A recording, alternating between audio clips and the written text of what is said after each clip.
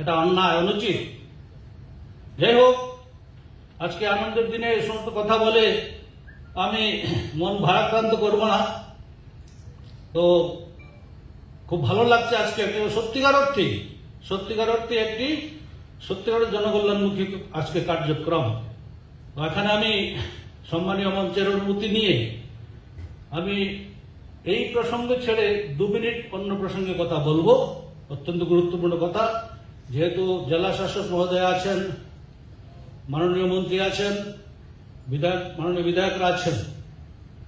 দেখুন, করোনা অতিবাড়ি চলছে, কিন্তু দুর্গাপূজা এসে গিয়েছে। দুর্গাপূজা আজকে বিশ্বজনীন হয়ে গিয়েছে, আর আমাদের সনাতন ধর্মাবলম্বীদের কাছে সেটা শুধু পূজা নয়, আর অনেক পূজার থেকে অনেক বেশি। কিন্তু এবার আমরা কোভিড প্রটোকল আমাদের মানতেই হবে, সেটা মেনে আমরা পূজার আনন্দ করব। কিছুদিন আগে জেলা প্রশাসন থেকে যে এসওপি তৈরি করা হয়েছে, সেটা নিয়ে ইতিমধ্যেই জনমানসে প্রচন্ড ক্ষোভ দেখা গিয়েছে। স্বাভাবিক, অত্যন্ত স্পর্শকাতর বিষয় এটা। আমি অনুরোধ করব, এখানে যারা বসে আছেন আপনারা এটাকে পুনর্বিবেচনা করতে হবে। আমাদেরকে এই এসওপিকে পরিবর্তন করতে হবে কিছু কিছু ক্ষেত্রে। সবচেয়ে দুঃখের বিষয়, গত পরশু একটি সংবাদপত্রে বেরিয়েছে যে একজন আধিকারিক বলেছেন, যখন তাকে প্রশ্ন করা হলো যে পূজা নিয়ে মিটিং যেটা হয়েছিল,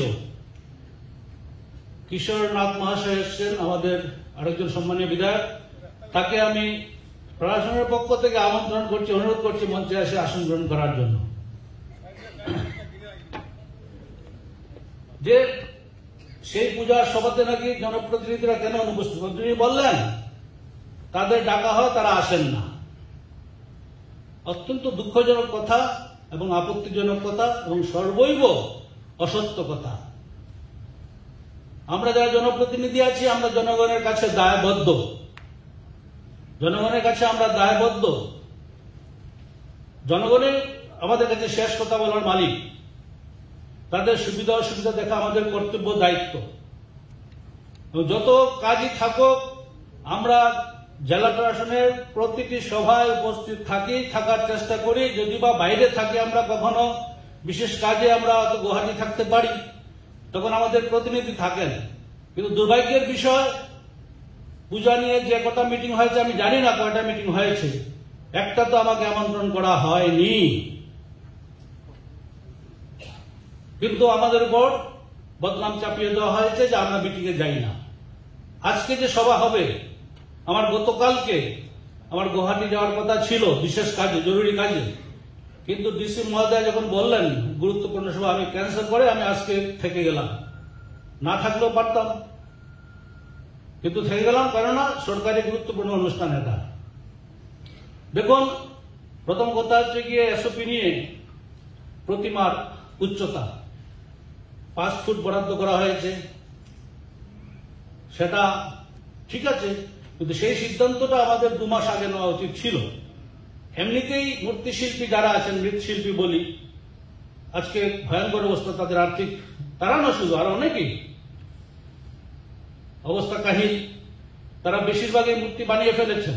এমনিতেই পূজা এবার কম হবে, নিশ্চিতভাবে কম হবে সংখ্যা। তারা কি করবেন এখন?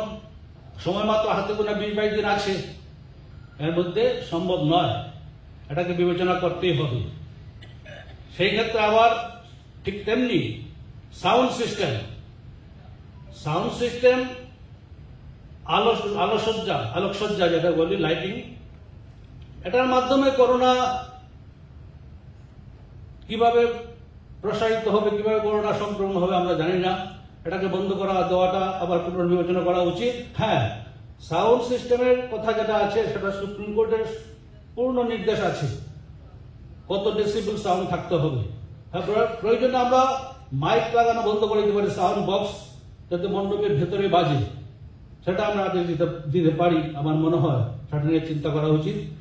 আলোকসজ্জা সেইভাবে সীমিত আকারে করার অনুমতি দেওয়া প্রয়োজন আছে বলে আমি মনে করি। ঠিক তেমনি আরো কিছু কিছু বিষয় আছে, যেমন এলইডি স্ক্রিন লাগিয়ে লাগানো বাধ্যতামূলক। এবার এমনিতে পুজোর বাজেট খুব কম, চাঁদা সংগ্রহ হবে না, তো সব পুজো কমিটির পক্ষে সেটা সম্ভব নয় এলইডি স্ক্রিন কিনে বা ভাড়া করে এটা লাগানো। বিসর্জনের মিছিল সেটা ঠিক আছে, 5 থেকে 10 করা যায়, কোনো অসুবিধা হবে না, 2 দিন সময় আছে হাতে, তো মোটামুটি বেশিরভাগই ঠিক আছে। সবচেয়ে বড় কথা হচ্ছে কোভিড স্বাস্থ্যবিধি আমাদের প্রত্যেককে মানতে হবে, প্রত্যেকটি পূজা কমিটিকে মানতেই হবে আমাদের, এবং সেই ক্ষেত্রে জনগণের সহযোগিতা সবচেয়ে বড় বেশি কাম্য। আমি অনুরোধ করবো প্রতিটি পূজা কমিটিকে তারা যেন ভেতরে মানুষ বেশি না ঢোকান মণ্ডপের ভিতরে। এই ক্ষেত্রে সরকারের এসওপি মানা উচিত, সরকার মানে আমাদের জেলা প্রশাসনের। আর মাস্ক এবং স্যানিটাইজেশনের ব্যবস্থা এগুলি করতেই হবে। আর রাত্র 10টা পর্যন্ত যেটা এটাকেও বৃদ্ধি করতে হবে, কারণ এতে কি হচ্ছে কি আবার জেলা শাসক মহোদয়া তিনি এই প্রথম পূজা পাবেন। আমাদের এখানে একটা নিয়ম হয়ে দাঁড়িয়েছে গত 10 বছর থেকে প্রায়, যে রাত্র 11টা-12টার পর অনেকে পূজা প্যান্ডেল ভ্রমণ করে থাকেন। এখন যদি সেটাকে 10টা পর্যন্ত আমরা সীমায়িত করে থাকি, তাহলে কি ভিড় বাড়বে, ভিড়টা অনেক বেড়ে যাবে। তো সেই ভিড় বাড়ানোটা আমার কাম্য নয়, ভিড় বাড়াতে চাই না আমরা। সেই ভিড়কে পাতলা করার জন্য, হালকা করার জন্য আমাদেরকে সেটার সময়সীমা বাড়ানো উচিত বলে আমি মনে করি। এটা আমি দৃষ্টি আকর্ষণ করলাম, মাননীয় মন্ত্রী আছেন এখানে, তার সঙ্গে আমার কথা হয়েছে বিষয়ে, তিনিও একমত। শুনেছি সাংসদ আসেননি, সাংসদ এই বিষয়ে একমত। আমি অনুরোধ করব জেলা প্রশাসনকে যে আপনারা সবাইকে নিয়ে বসে এটা পুনর্বিবেচনা করুন, কারণ এটা আমাদের, আমি আগেই বলছি, স্পর্শকাতর বিষয়।